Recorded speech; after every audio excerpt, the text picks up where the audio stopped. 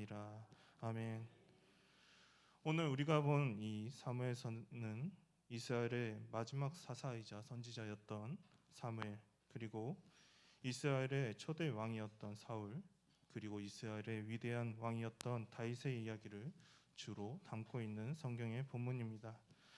왕이 없었던 이스라엘 땅에 왕이 세워지는 그러한 과정을 잘 그리고 있는 말씀 가운데 하나입니다.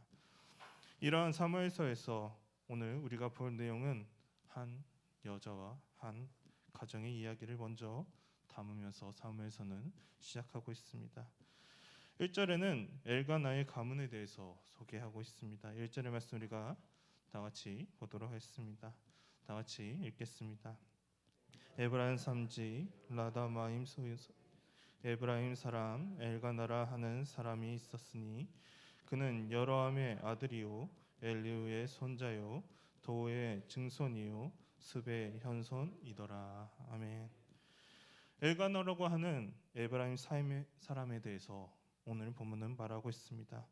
그리고 여기서 끝나는 것이 아니라 엘가나의 족보까지 여기에 자세히 적혀 있습니다. 이렇게 자세하게 족보가 적혀 있다는 것은 엘가나라는 사람이 유력한 가문의 집안임을 우리는 여기를 통해 볼 수 있습니다. 뿐만 아니라 당시에는 부유한 사람들만이 일부 다처제를 행했기 때문에 엘가나라는 사람은 아무래도 부유한 사람의 가정이 아닐까 여기서 볼 수가 있습니다. 이렇게 유력한 집안이고 부유했던 이 엘가나 집안에서도 한 가지 고민거리가 있었습니다. 아마도 이것은 이 가정에 있어서 너무나도 큰 고민거리가 되었을 것입니다. 2절의 말씀 우리가 다 같이 보도록 하겠습니다. 본문의 2절의 말씀입니다. 그에게 두 아내가 있었으니 한 사람의 이름은 한나요 한 사람의 이름은 분인나라. 분인나에게는 자식이 있고 한나에게는 자식이 없었더라. 아멘. 엘가나에게는 두 명의 아내가 있었습니다. 바로 한 사람은 한나라는 사람이었고 또 한 사람은 분인나라는 이름을 가진 사람이었습니다. 그리고 여기에서 이 가정에 한 가지 고민거리가 나옵니다. 그것은 바로 분인나에게는 자식이 있었지만 한나에게는 자식이 없었다는 사실입니다. 한나에게 아이가 없었기 때문에 엘가나에게 있어서는 아무래도 너무나도 큰 고민이었을 것입니다. 지금도 마찬가지로 아이를 갖지 못하게 되면 큰 걱정거리가 됩니다. 더군다나 이 시대는 어떠했을까요? 다음 상속자가 이 상속이 되기 위해서는 아들이 필요했던 그러한 시절이었습니다. 그리고 우리는 이 2절의 말씀을 통해 또한 몇 가지 사실을 또한 여기서 발견해 볼 수가 있습니다. 혹시 찾으셨나요? 먼저 한나는 엘가나의 첫 번째 부인임을 알 수가 있습니다. 두 아내를 소개할 때 먼저 한나의 이름부터 소개하고 그 다음에 분인나라는 이름을 소개하고 있습니다. 이렇게 한나를 먼저 소개함으로써 한나가 엘가나에게 있어서 첫 번째 부인임을 우리는 여기서 확인할 수 있습니다. 그리고 그것 말고 또 다른 하나의 사실을 여기서 발견할 수 있습니다. 혹시 어떠한 것인지 찾으셨나요? 그것은 바로 처음에는 한나를 먼저 소개했지만 그 다음에 언급될 때는 어떤가요? 한나의 이야기보다는 한나가 자식이 없다라는 내용이 먼저 나오기보다 분인나가 자식이 있고 한나가 자식이 없다는 순으로 분인나의 이름이 먼저 언급이 됩니다. 이렇게 먼저 언급되는 것은 당시 아이를 낳느냐 낳지 못하느냐에 따라 여자의 사회적인 신분이 집안에서 어떠한 위치가 있는지 확연하게 보여주는 장면입니다. 비록 이 짧은 구절이지만 이것을 통해 한나의 처량하고 안타까운 신세와 고통스러운 모습을 우리는 여기서 볼 수가 있습니다. 이러한 일부 다처제의 가정에서 자녀를 낳을 수 없는 여자의 슬픔과 고통은 이루 말할 수 없습니다. 그래서 우리는 이러한 사례들을 이미 성경 속에서 많이 보았습니다. 먼저 아브라함과 사라도 마찬가지였습니다. 사라도 마찬가지로 아이를 가지지 못했습니다. 그래서 여종을 아브라함에게 주어 아이를 갖도록 했습니다. 창세기 16장 2절의 말씀을 보도록 하겠습니다. 다 같이 읽겠습니다. 사벨가 아브라함에게 이르되 여호와께서 내 출산을 허락하지 아니하셨으니 원하건대 내 여종에게 들어가라. 내가 혹 그로 말미암아 자녀를 얻을까 하노라 하매 아브라함이 사레의 말을 들으니라. 아멘. 자녀는 알 수 없는 고통이 너무나도 크기 때문에, 그리고 상속할 자녀를 얻기 위해서 사라는 자신의 여종을 통해서 자녀를 갖길 원했습니다. 그래서 여종인 하갈을 통해 이스마엘을 출산하게 되었습니다. 이 엘가나 가정도 비슷했을지도 모르겠습니다. 한나가 오랜 기간 동안 아이를 갖지 못하자 대를 잇기 위해서 분인날을 다음 두 번째 아내로 맞이한 것으로 보일 수도 있습니다. 또한 불임에 관련돼서 아픔을 겪는 또 다른 여자를 우리는 창세기에 또 발견할 수가 있습니다. 야곱의 아내 라헬도 마찬가지였습니다. 라헬은 야곱에게 이렇게까지 말하면서 출산하기를 원했습니다. 창세기 30장 1절의 말씀을 다 같이 보도록 하겠습니다. 다 같이 읽겠습니다. 라헬이 자기가 야곱에게서 아들을 낳지 못함을 보고 그의 언니를 시기하여 야곱에게 이르되 내게 자식을 낳게 하라. 그렇지 아니하면 내가 죽겠노라. 아멘. 라헬의 이 고통이 얼마나 심했냐면 자신이 죽겠다고 말하면서까지 아이를 낳게 해달라고 야곱에게 간청하고 있는 모습을 볼 수 있습니다. 그만큼 아이를 낳을 수 없는 그 고통은 너무나도 컸으며 이 어려움은 어떻게 해도 해결할 수 없는 당시에 너무나도 큰 문제였습니다. 이것은 한나에게도 마찬가지였을 겁니다. 한나도 아이를 갖지 못한 그러한 고통으로 너무도 힘들었습니다. 그런데 그녀에게 더 힘들게 하는 것이 있었습니다. 본문의 6절의 말씀 보면 분인나가 이렇게 행동했음을 우리가 볼 수 있습니다. 6절의 말씀을 다 같이 보도록 하겠습니다. 다 같이 읽겠습니다.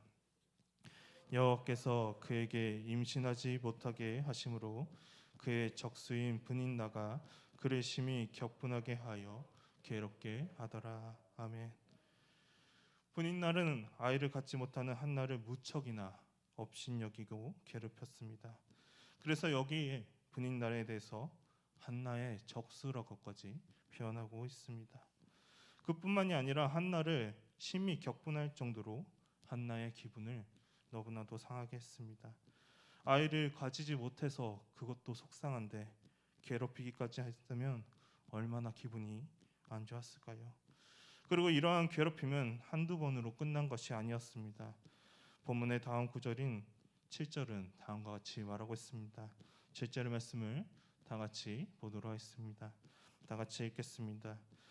매년 한나가 여호와의 집에 올라갈 때마다 남편이 그같이 하매 분인나가 그를 격분시키므로 그가 울고 먹지 아니하니. 아멘. 분인나는 매년 한나를 괴롭게 했습니다. 그리고 한나가 울게 되면 아무것도 먹지 않을 정도로 큰 고통을 그녀는 받았습니다. 너무나도 안타까운 일이 아닐 수 없습니다.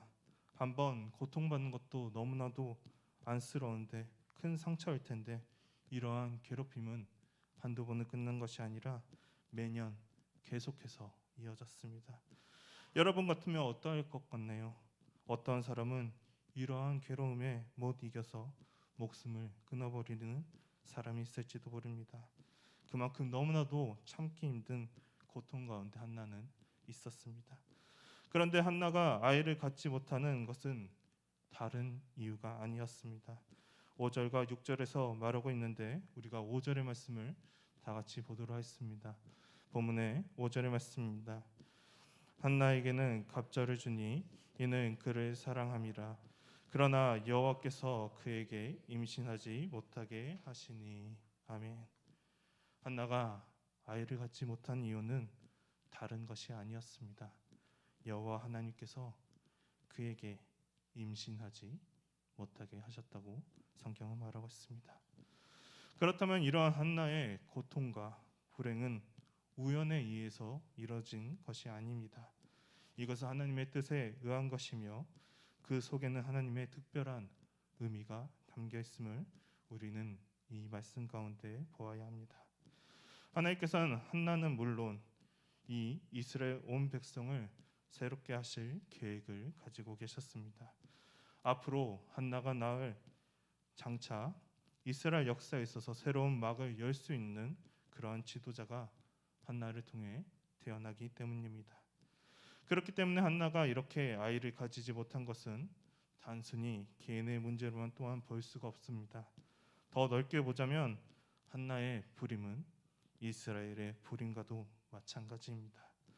당시 이스라엘의 모습은 어떤 모습이었습니까? 하나님에 대해 순종하지 못하고 자기 멋대로 하는 그러한 사사시대의 마지막 모습입니다. 그래서 사사기서도 이렇게 마지막을 표현하고 있습니다. 사사기서 21장 25절의 말씀을 다 같이 읽겠습니다. 그때 이스라엘에 왕이 없었으므로 사람이 각기 자기의 소견에 오른 대로 행하였더라. 아멘. 그렇습니다. 이들은 하나님을 왕으로 여기지 않고 자기 마음대로 자기의 소견대로 옳은 대로 행했습니다. 자기 멋대로 해석하며 자기 뜻대로 행동했습니다. 이것은 당시에 믿음 없는 자들만 그런 것이 아니었습니다. 제사장들도 마찬가지였습니다. 본문의 3절을 보면 당시 제사장이 누구였는지 우리는 알 수가 있습니다. 3절의 말씀 우리가 보도록 하겠습니다. 본문의 3절의 말씀입니다. 이 사람이 매년 자기 성읍에서 나와서 실로에 올라가서 만군의 여호와께 예배하여 제사를 드렸는데 엘리의 두 아들 홈니와 비느하스가 여호와의 제사장으로 거기에 있었더라. 아멘. 당시 이스라엘의 영적인 피폐함이 너무나도 잘 우리가 이 말씀을 통해 알 수가 있습니다. 우리가 엘리 제사장으로 너무나도 잘 알고 있지만 이 그 두 명의 아들도 제사장이었습니다. 이들은 하나님을 합당하게 하는 예배에는 전혀 관심이 없던 사람들이었습니다. 그리고 그뿐만이 아닙니다. 사무엘서 말씀은 다음과 같이 말하고 있습니다. 사무엘상 2장 12절의 말씀을 보도록 하겠습니다. 다 같이 읽겠습니다. 엘리의 아들들은 행실이 나빠 여호와를 알지 못하더라. 아멘. 하나님을 잘 알아야 하는 제사장의 역할이 하나님을 알지 못하고 행실이 나빠서 여호와 하나님을 의식하지 않는 모습을 그들은 보였습니다. 그리고 그들은 물질적인 욕심만을 채우고 육체적인 욕망을 채우기에 급급했습니다. 사무엘상 2장 22절의 말씀을 보도록 하겠습니다. 다 같이 읽겠습니다. 엘리가 매우 늙었더니 그의 아들들이 온 이스라엘에게 행한 모든 일과 회막문에서 수종드는 여인들과 동침하였음을 듣고 아멘. 하나님께 예배를 드리며 하나님의 일에 대해 최선을 다해야 하는 제사장들이 이러한 모습인데 이스라엘의 모습은 어떠했을까요? 아마도 말을 안 해도 뻔했을 것입니다. 사사기에서 말하고 있듯이 자기의 소견에 옳은 대로 자기의 뜻대로 자신의 생각대로 자기 멋대로 이들은 행동했습니다. 그렇게 이러한 이스라엘에게 있어서 앞으로의 미래를 보면 이들에게 과연 소망이 있었을까요? 하나님과의 관계를 이들이 다시 회복할 수 있었을까요? 감히 절망적인 상황이라고 볼 수밖에 없습니다. 한나가 아이를 가지지 못하는 문제를 지닌 것과 같이 이스라엘도 정말 너무나도 큰 문제를 이들은 가지고 있었습니다. 더 이상 미래가 없는 것과 같이 보입니다. 마치 우리들의 교회의 모습들과 우리들의 모습과도 너무나도 닮지 않았습니까? 그냥 절망 말고는 아무것도 없습니다. 그냥 이대로만 지나가서 소망조차 없을 것만 같습니다. 더군다나 이러한 절망적인 상황 가운데서 또 분인다와 같은 사람은 우리들을 향해 또한 교회들을 향해 공격을 합니다. 아무리 돌아봐도 정말 정말적인 그런 모습밖에 없습니다. 그러나 우리는 이 가운데서도 소망을 볼 수 있어야 합니다. 이 가운데 분명히 소망의 메시지가 담아져 있습니다. 한나가 보였던 그 모습을 우리는 자세히 보아야 합니다. 이 가정은 매년 여호와 하나님 앞에 가서 제사를 드렸던 그러한 사람들이었습니다. 본문의 3절의 말씀을 보도록 하겠습니다. 다시 3절의 말씀을 보도록 하겠습니다. 이 사람이 매년 자기 성읍에서 나와서 실로에 올라가서 만군의 여호와께 예배하며 제사를 드렸는데 엘리의 두 아들 홈니와 비느하스가 여호와의 제사장으로 거기에 있었더라. 아멘. 하나님은 인간의 모든 문제에 있어서 궁극적인 해답을 주시는 분이시기에 우리는 그분께만 소망을 두어야 합니다. 하나님 앞에 나아가는 자가 한 사람이라도 있다면 이 세상의 소망은 결코 꺼지지 않을 것입니다. 그리고 한나는 그뿐만이 아니었습니다. 고통받는 상황 가운데서도 하나님께 나아갔습니다. 본문의 7절의 말씀을 보도록 했습니다. 다 같이 읽겠습니다. 매년 한나가 여호와의 집에 올라갈 때마다 남편이 그같이 하매 분인나가 그를 격분시키므로 그가 울고 먹지 아니하니. 아멘. 한나는 여호와 하나님께 나아갔습니다. 매년 나아갔습니다. 고통을 받으며 슬피 우는 그런 와중에서도 여호와 하나님만을 그는 붙잡았습니다. 그러나 우리들의 모습은 어떻습니까? 우리들은 힘들거나 앞이 보이지 않게 된다면 너무나도 그럴 때마다 여호와 하나님을 찾습니다. 우리도 분명 여호와 하나님 앞에 나아갑니다. 그러나 상황이 악화되고 좋지 않게 되면 우리는 어떻게 행동합니까? 오히려 여호와 하나님을 원망하며 하나님께 나아가려고 조차 하지도 않게 됩니다. 그냥 내 멋대로 이거는 당연히 안 되는 일이라고 단정하며 끝내버립니다. 마치 사사기서의 말씀같이 자기의 소견에 오른 대로 행동하고 맙니다. 그러나 한나는 달랐습니다. 그녀는 고통 가운데서도 포기하고 싶은 그러한 순간 가운데서도 여호와 하나님만을 붙잡았습니다. 그리고 그뿐만이 아닙니다. 여호와 하나님께 간절한 기도를 드렸습니다. 사무엘상 1장 10절의 말씀을 다 같이 보도록 하겠습니다. 다 같이 읽겠습니다. 한나가 마음이 괴로워서 여호와께 기도하고 통곡하며. 아멘. 그렇습니다. 하나님을 포기하지 않고 매우 간절히 기도했을 때 하나님께서 모든 문제를 해결해 주셨습니다.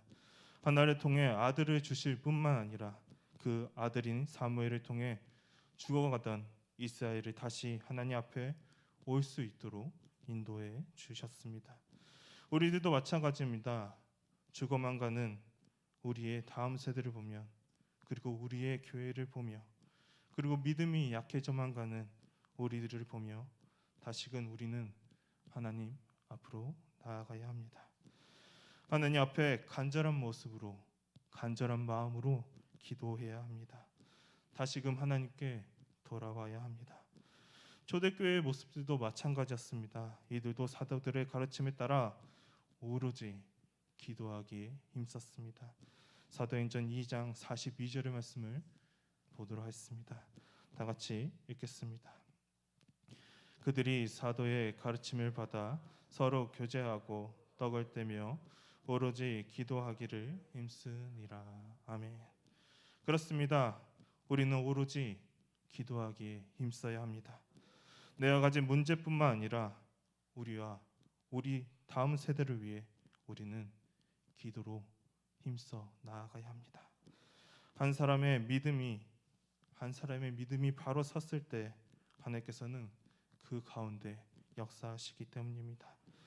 우리도 세상이 비난하고 우리를 향해 세상이 뭐라 하고 해도 오직 하나님만을 붙잡으며 하나님께 간절히 기도하기를 바랍니다. 그리고 이 세상의 모든 백성들이 다시금 하나님 앞으로 돌아올 수 있도록 기도할 수 있는 미아교회 성도님 되시기를 소망합니다. 다 같이 기도하도록 하겠습니다.